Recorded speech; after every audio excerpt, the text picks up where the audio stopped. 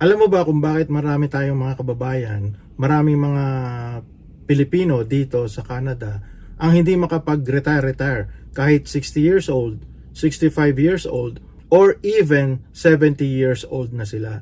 Hindi dahil sa tamad mag-ipon yung mga kababayan nating Pilipino, hindi dahil sa kulang sila sa diskarte, pero ang totoo, marami sa atin, sa ating mga kababayan, yung nauhulog lang sa parehong retirement trap kahit matagal na tayong nagtatrabaho dito sa Canada. Kaya sa video ito, pag-uusapan natin yung 4 factors kung bakit marami tayong mga kababayan, maraming Pinoy dito sa Canada ang hindi makapag-retire, at kung paano natin ito maintindihan, maiiwasan kung gusto nating mag-retire ng mas maaga.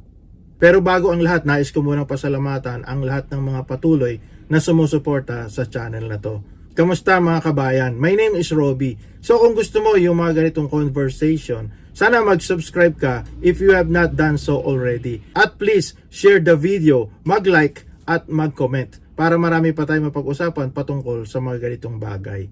O di sige, let's proceed to the video. So factor number 1. So yung factor number 1, yung tinatawag na late start dito sa Canada. Kasi karamihan sa atin, kung hindi naman sa kalahatan, isa sa pinakamalaking dahilan ay yung late start ng working life dito sa Canada. Kasi marami sa atin dumating ng at age 40 years old, 45 years old, at yung iba dumating na rin ang halos 50 years old. Well, I would say late, pero relative naman talaga.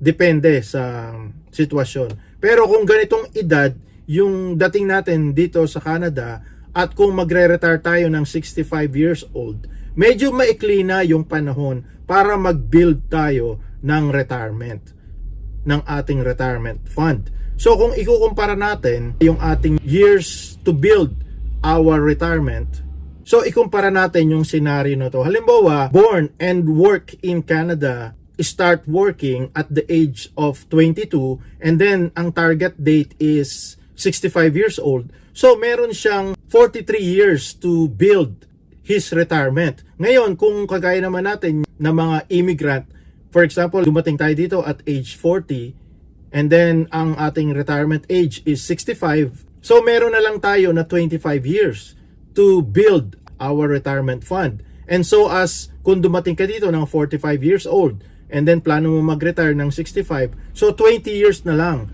yung iyong years to build your retirement fund. And then, syempre meron din naman dumating dito na talagang halos 50 years old na. And then kung plano mag-retire ng 65 years old, so talagang halos 15 years na lang yung years to build retirement. So habang pinag-uusapan natin to, mapapansin ninyo na yung mga Canadians, for example, yung mga ipinanganak dito, meron silang 40 plus years contribution sa CPP. Samantalang yung iba sa atin, minsan 20 years na lang. Kaya kahit masipag kang magtrabaho, masipag tayong magtrabaho, mas mahirap mag-build ng malaking retirement fund. Kasi dahil sa kulang sa years, dahil sa kakulangan ng taon para maisagawa natin to. So, hindi ito failure. Ito talaga yung immigrant journey reality. So ito lang yung reality ng immigrant journey dito sa Canada. And then factor number 2. So ito naman yung tinatawag na most income goes to survival. Syempre, pagdating natin dito sa Canada, mostly those are the trying times. So those are the years of trying. So yung second factor na dapat natin i-consider pag tumira tayo sa Canada, pag nag-immigrate tayo dito sa Canada, so alam natin yung cost of living sa Canada.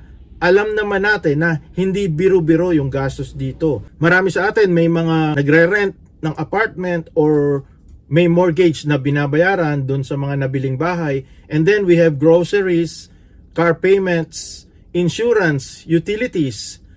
At kadalasan, karamihan nagpapadala pa sa pamilya sa Pilipinas. Kaya kapag dumarating yung araw ng sweldo, talagang wala nang natitira, ubos na. Kaya lumalabas, paycheck to paycheck na lang talaga. So ito, pag-usapan natin, maglagay tayo ng example, yung probably sabihin natin na regular monthly budget in Canada. So hindi naman lahat pare-pareho, hindi naman lahat ganito. Pero this is close to reality. This is close to our current trends. Pag-usapan natin yung expenses. Halimbawa kagaya ng rent or mortgage. For example, gagastos tayo ng $1,500. So I think this is below average. Kasi kung minsan dito talaga yung rent tsaka mortgage umaabot na ng 2,000. Pero sabihin natin na makakuha tayo ng 1,500. And then yung grocery sabihin natin around $500. Tapos meron kang car payments, gas, insurance, gagastos tayo dyan ng mga $600. Tapos yung utilities plus internet, sabihin natin na around $250. Tapos yung insurance or health, let's say gumastos tayo ng $150. And then other miscellaneous, other expenses, so mag-budget tayo ng $400. So yung total monthly expenses na yan is $3,400 or $3,400. So kung ganito yung typical na expenses dito sa Canada, mahirap talagang mag-save ng malaki para sa retirement. So hindi dahil mali yung diskarte natin, pero kung minsan talaga, kundi dahil sa mahal talaga dito sa Canada. Mataas ang cost of living, kaya mahirap talaga yung buhay. And then we go to factor number 3. So yung kalimitan sa ating mga retirees, sa ating mga seniors, kasi sa Pilipinas ang senior is 60 years old. Pero dito sa Canada is 65 years old. So, kalimitan sa ating mga kababayan na seniors is talagang nakadepende lang sa CPP and OAS. At kung mag-qualify sa GIS, pero yung iba naman meron namang RRSP at meron din namang TFSA. Pero dun sa karamihan, so marami sa ating mga kababayan, so yung marami sa atin, umaasa lang na sapat na sa CPP, OAS, kung maging qualified sa GIS, or sa maliit na pension, konting RRSP, at konting TFSA. Pero kapag kinumpute natin yung real numbers, medyo magiging challenging talaga. So mag-set tayo ng example. Ito naman, napapag-usapan lang natin yung example lang. Pero hindi naman to malayo sa katotohanan. Yung typical retirement income, example ng isang individual, ng isang retiree, ng isang senior dito sa Canada. So, for example, yung income source is CPP pension na mag-monthly estimate ng $800. Kung minsan nga mataas na yung $800 kasi yung iba nakakakuha $500, $600, ganyan yung CPP nila. Tapos sa OAS naman, sabihin natin na kung medyo matagal dito sa Canada, matagal yung residency, pwedeng umabot ng mga $700. Pero yung mga kalimitan sa iba sa atin, halos $500 lang. Pero just in case na sabihin natin na yung CPP is $800 tapos yung OAS is $700 tapos merong konting pension, RRSP or TFSA na $300. So yung total retirement income lumalabas lang na $1,800 or $1,800.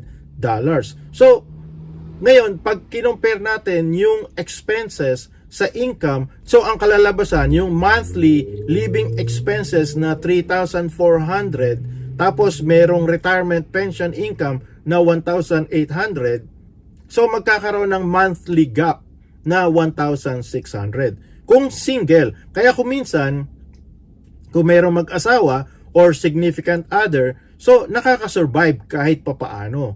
Pero kalimitan yung iba talagang napipilitang magpatuloy magtrabaho. Kaya kapag nakita natin ang mga numbers na ito, doon natin maiintindihan kung bakit kaya maraming mga tao ang napipilitan, marami tayong mga kababayan ang napipilitang mag-work hanggang 67 years old, sometimes hanggang 70 years old, or mag-part-time kahit retire na. Hindi dahil sa gusto nila, hindi dahil sa gusto natin, kundi dahil kulang talaga yung pension income. And then we go to factor number 4. Yung fear of running out of money. So ito yung pinakamalaking dahilan, yung fear. Biro mo, imaginein mo kapag nag-retire ka, talagang wala ng sweldo, wala ng income. So total dependency na lang sa maliit na pension. Kaya kung minsan nakakabahala yon, yung iba natatakot. Kaya marami tayong mga kababayang Pilipino ang gusto na sana mag-retire, pero natatakot tayong itanong sa sarili natin, what if maubos ang pera ko? What if mabuhay ako hanggang 80 years old, 85 years old, or even 90 years old? And then, what if magkasakit ako? Dahil sa fear na ito, maraming tao ang pinipiling magtrabaho kahit pagod na. Kaya kung minsan, ang ginagawa ng iba, delaying retirement effect. So halimbawa, imbis na mag-retire ng age 65 na baseline, and then makakakuha ng standard CPP. Kaya yung iba nagdadagdag pa ng extra 2 years. So nagpaplano na mag-retire ng age 67. So higher CPP plus more savings. And then yung iba talagang ipinupush hanggang age 70. So that means plus 5 years pa. And then makakatanggap ng CPP up to plus 42% higher. Kaya maraming mga immigrants at Canadians ang nadi-delay ng retirement, hindi dahil gusto nila magtrabaho habang buhay, kundi dahil gusto nila sigurado yung retirement income nila. Kasi nakakabahala rin naman talaga, completely, totally, kapag naputol yung ating income na aasahan lang natin yung ating pension na hindi naman talaga sapat. Kaya kalimitan, ganyan ang nangyayari, ganyan yung nararanasan ng ating mga kababayan dito sa Canada. But here's my final thought. Pero ito ang gusto kong sabihin sa ating lahat na nandito sa Canada, sa mga kababayan natin. Alam ko naman na hindi pare-pareho yung retirement journey natin. Pero ang importante is yung may malinaw tayong plano habang maaga pa. Kaya kailangan nating pag-isipan kailan tayo magre-retire, magkano yung kailangan nating retirement fund buwan-buwan, at saan tayo titira o saan natin gugugulin yung ating retirement life. So para hindi tayo dumating sa point na gusto na nating mag-retire pero hindi pa pala tayo handa. Kasi para sa maraming Pilipino abroad, ang goal natin hindi lang magtrabaho habang buhay. So ang goal natin is dumating yung panahon na masasabi natin sa sarili natin na panahon na para ma-enjoy natin yung ating buhay. At tandaan natin, pare-parehas tayo dito, we are figuring out this thing all together. We are on the same boat. Pare-pareho tayong nagpaplano. Kaya pare-pareho natin pag-isipan yung ating retirement life. Na lahat tayo naghahangad magkaroon ng maginhawa at komportabling retirement pagdating ng panahon.